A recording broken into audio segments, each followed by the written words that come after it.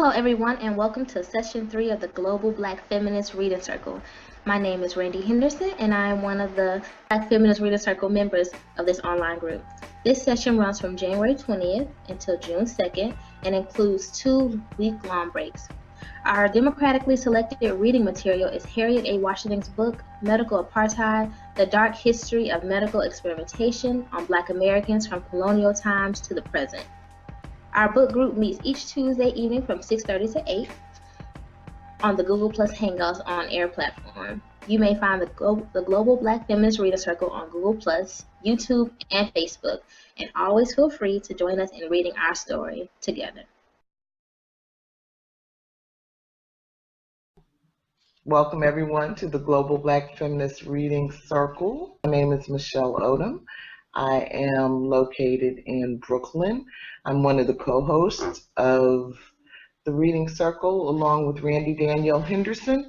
You are invited to join the Reading Circle, and you can find information about us on Google Plus, where you can join our community page, or YouTube, where you can find our archived videos, and we also have a page on Facebook.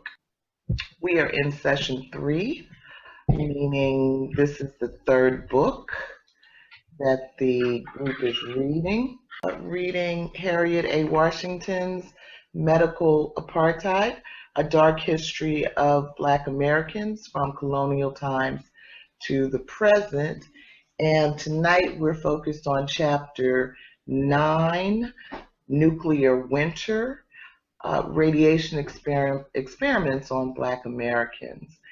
Hey, my name is Georgette Moses, and I'm participating in the warm spot of Columbia, South Carolina. Good evening, everyone. My name is Venita Walker, and I'm joining you from Cromwell, Connecticut. Welcome. Yes, I'm Joel Jones, coming from Charleston, North Charleston, South Carolina. Hi, my name is Edwina, and I'm glad to see everyone. I'm here in Utah. Hi, my name is Randie, and I'm watching from Atlanta, and I'm moderating tonight. Chapter 9, Nuclear Winter, Radiation Experiments on African Americans. In this chapter, we learn of the many ways the government, physicians, scientists, and those in power tricked, cajoled, found loopholes, lied, and experimented on Black people, poor people, and sick people. Harriet Washington provides information on the racism embedded in these experiments and how lack of education and integrity from the government aided in the detriment of the people exposed to plutonium, X-rays, skin lightening products, and radiation.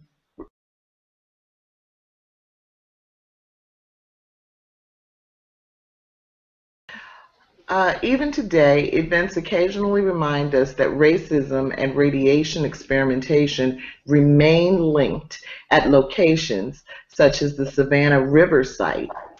Approximately 2,800 of the SRS's 14,000 employees are Black, and by 2002, they had filed at least 22 lawsuits.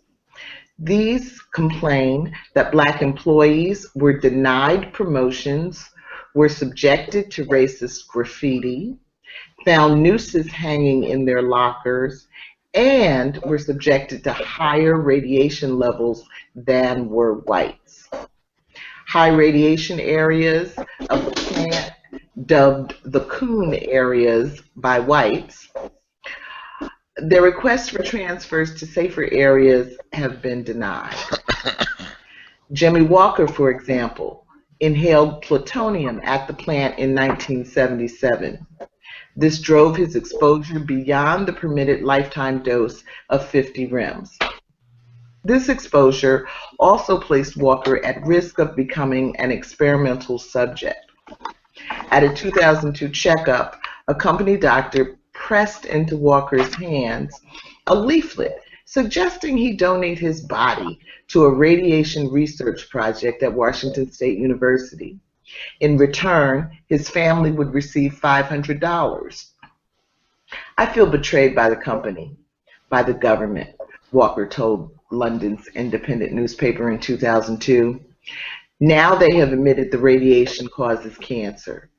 All the time they were telling me there was nothing to worry about. By 2002, the DOE had paid out a $25 million settlement, but the company admits no wrongdoing. Question J1.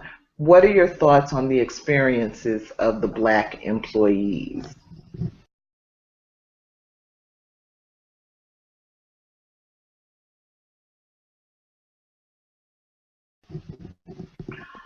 Well, I was glad to see that they had filed the suit, and glad to see that the suit was settled.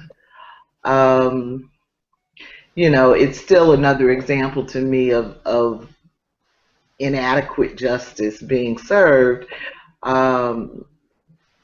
because the company didn't have to admit any wrongdoing. And so if you don't have to admit any wrongdoing, then I guess you don't really have to change the way you do business either, you know.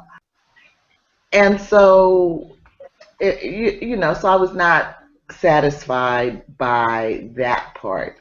But the kinds of experiences that they described, having to work in areas where the radiation was higher, and that kind of thing, in addition to just the straight up racism that was going on there, you know, just made me think about all the different kinds of work that exist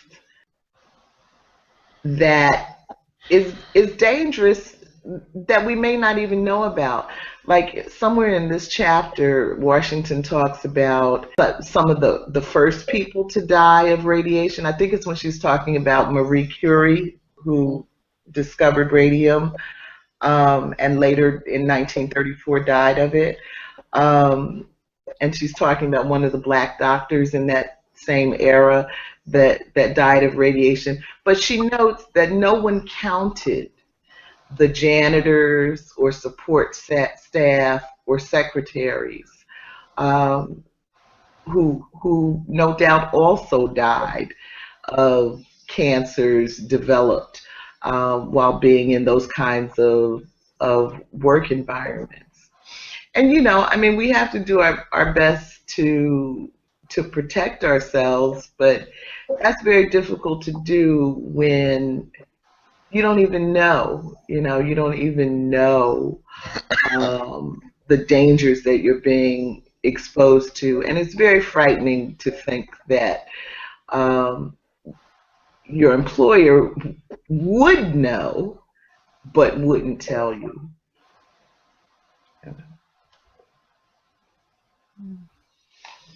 Thank you, Michelle.